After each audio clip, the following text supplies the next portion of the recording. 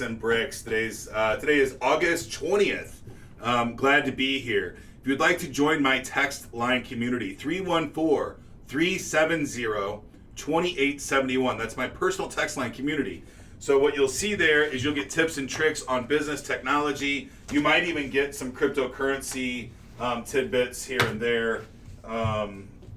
Crypto is one of my big hobbies. So anyway, we're going to jump right into today's episode. NFTs hit the mainstream. Where is that article? Yeah.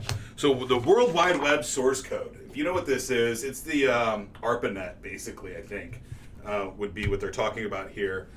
Originally, there was some guys, there was programmers that wrote the source code for what the internet is today, and they took that information, they took that Tim Berners-Lee sold the source code for the original internet for $5.4 million. He sold it as an NFT. So this means that they don't own the source code to the internet. It's, I guess Tim Burton did, but he gave it to the world, right? But they have a digital representation of the fact that they own the source code for the internet, which is pretty cool stuff. And they sold it as an NFT. Where the cool thing is that this is Sotheby's auction house has adopted NFTs already. So NFTs, non-fungible tokens, have been widely adopted very, very quickly in our marketplace. It's growing faster than anything else has ever grown. So if you want to look for opportunities in the world today, there are a ton of opportunities in the NFT world. Most NFTs are going to crash and burn and fail. But there's going to be some, like the Topps NFTs and this Sotheby's, adopting NFTs. Learn the blockchain. Get used to this stuff. There's not going to be, in 10 years from now, there's not going to be a single ticket sold in this world that's not an NFT, that you don't have some kind of non-fungible token associated to that physical asset. We're talking about movie tickets. We're talking about concert tickets. We're talking about art. We're talking about entertainment. We're talking about even time and material, maybe even from your plumber, right? I purchased this NFT that shows that I have the rights to have this person come over and fix my stuff for an hour.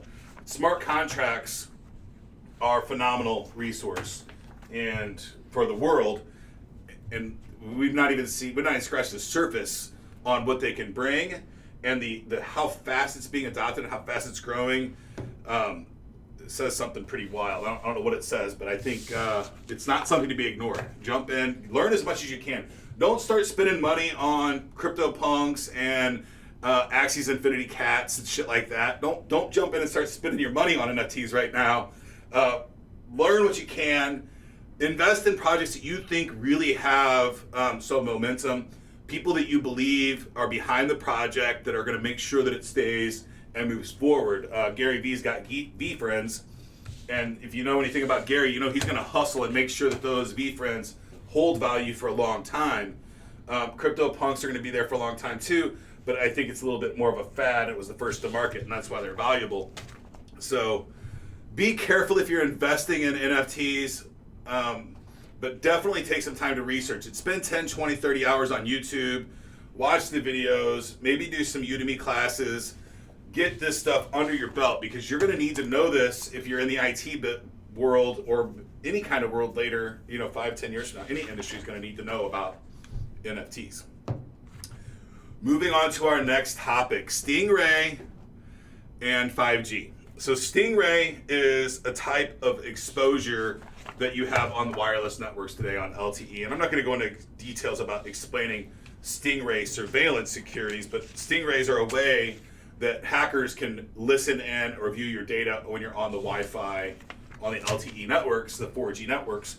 And 5G was touting that they're going to solve that problem, that it has the security in place that deters against Stringray surveillance, which is great, and true 5G does, right? But what they're not telling us is that they are piggybacking on the infrastructure of the 4G network. So what you're getting in the new 5G, when you have 5G, doesn't mean that you necessarily have 5G. And if you've been hearing about the 5G network coming out, you've probably only heard these great speeds, right? You've not heard about security very much. Security is a big piece of the 5G network that they're rolling into it. However, today's deployments don't always have it because they're taking shortcuts, deploying 5G on 4G infrastructure, giving you the speeds, saying that it's 5G, but it's really not. And the features that are being held out are the security features, which is horrible, right? Like the world wants faster speeds, but when you start talking about security, and I know this all too well, and we're going to talk a little bit more about security here in a little bit, and we've got a really nice offer for you. People don't seem to give a shit about security anymore. They're like, yeah, I've been hacked. The hackers have my information, and I'm fine. I'm living.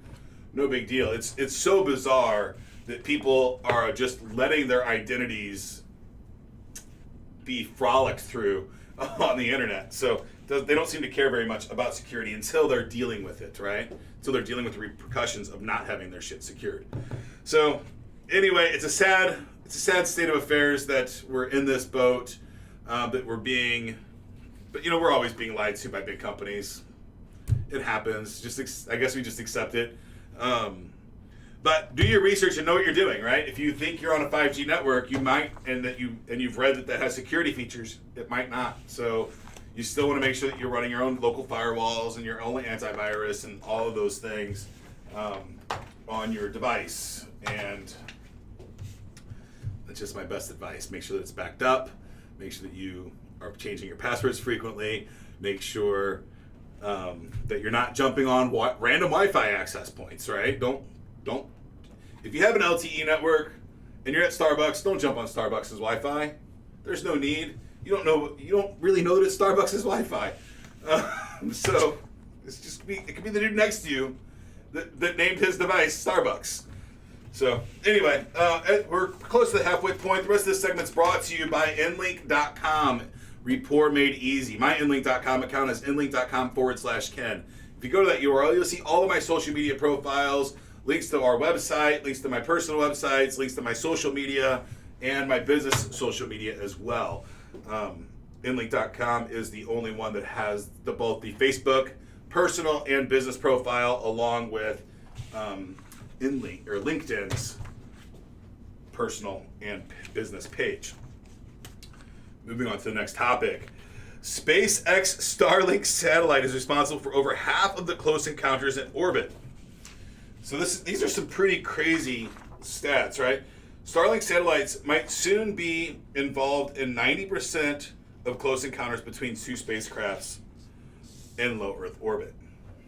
I don't even know how many ships they have, but 1,600 close encounters per week in space. There's roughly 30,000 pieces of debris in space in low Earth orbit right now that are above 4 inches in size. So whoever's tracking that, who is tracking that?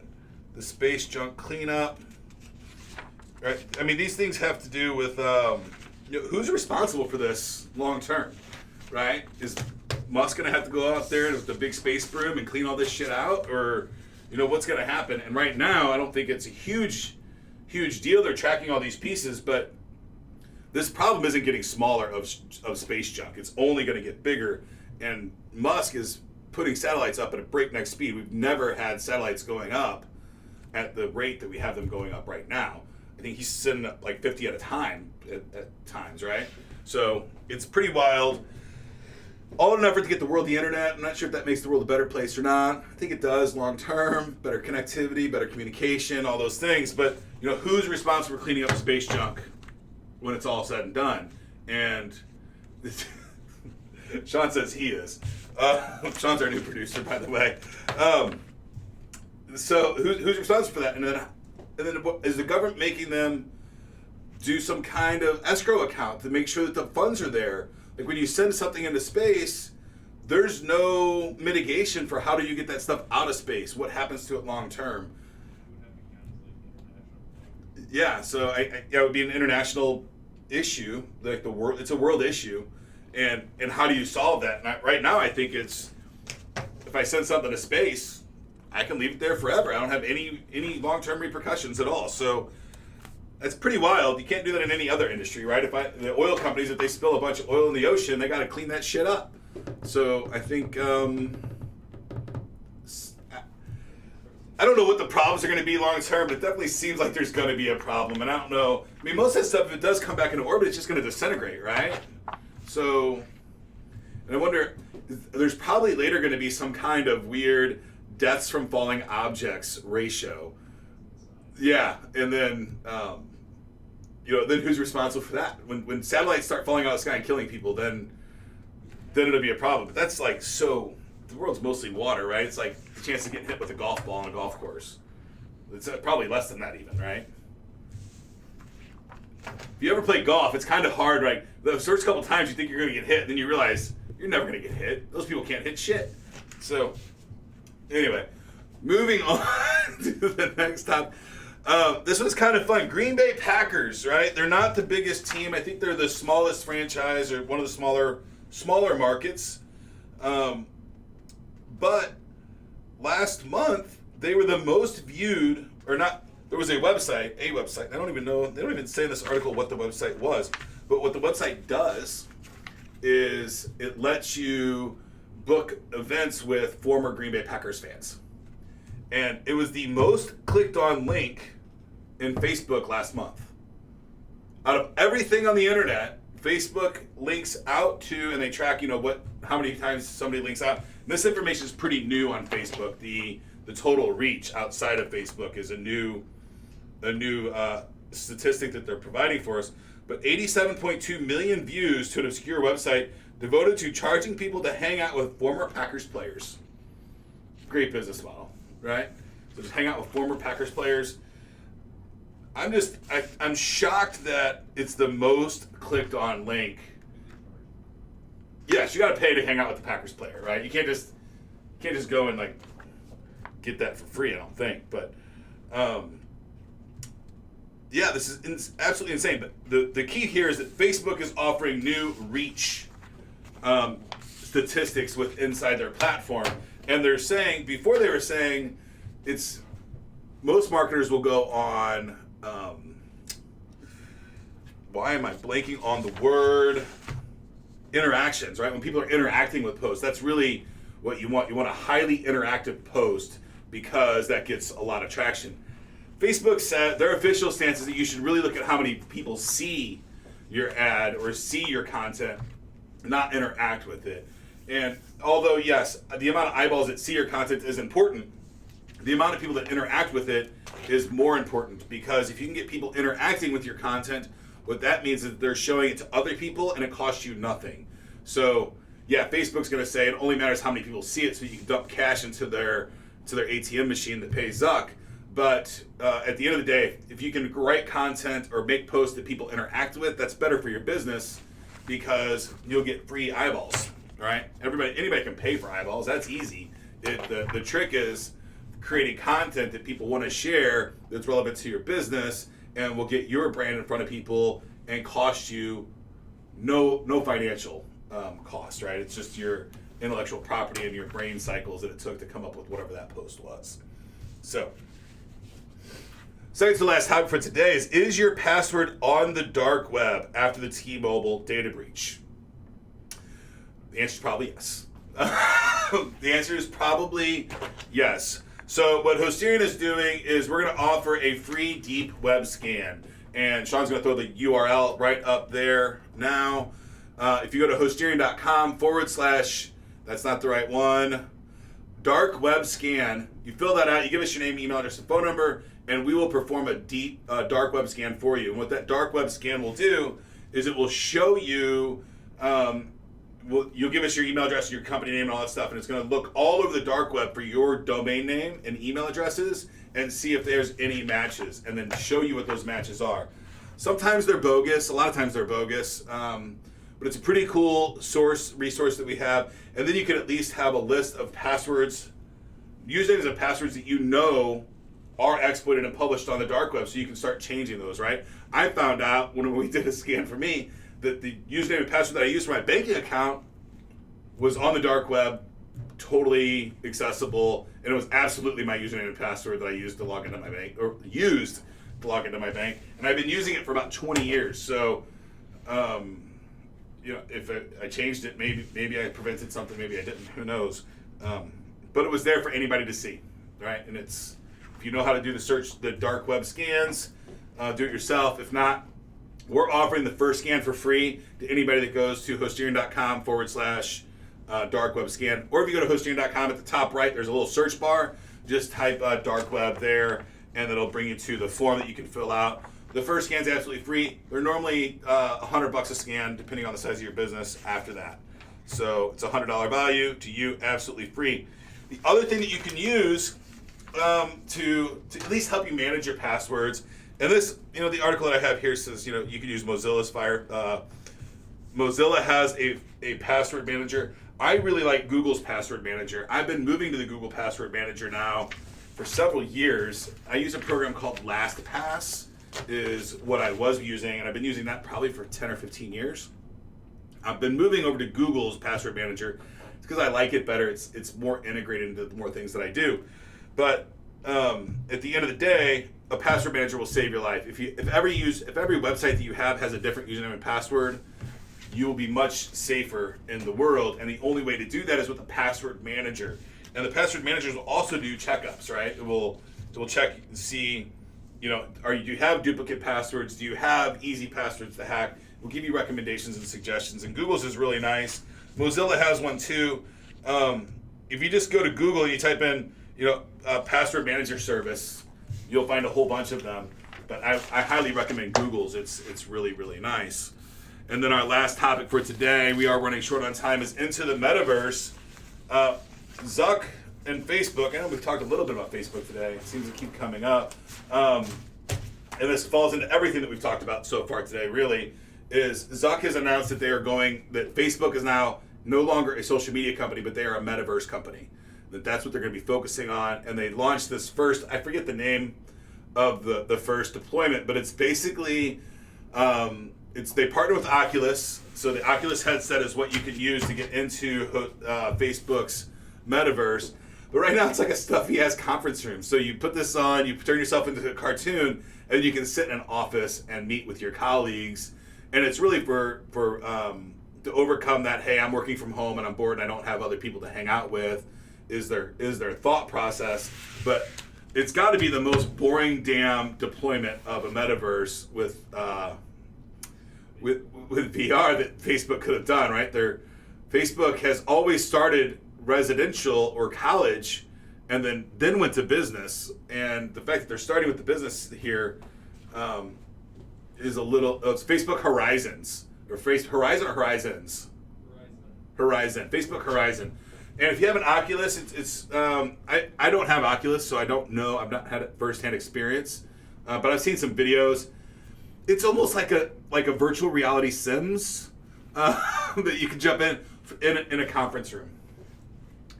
There's like a billion other ways that you could do that, right? Like a roller coaster would be better, right? But I mean, Facebook's trying something different. You can't knock them for that.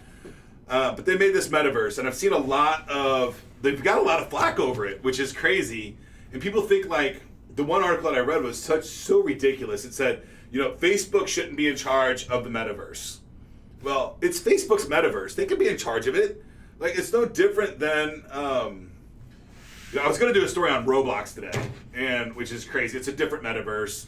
It's for primarily kids. It's one of the most popular games in the internet, or the world right now. It's the most popular game played by kids in the United States by far. And that's Roblox.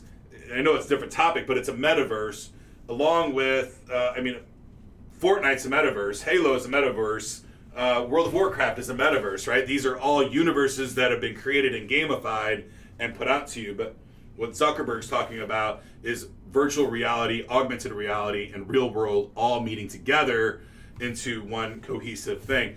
I believe that is the future of the internet.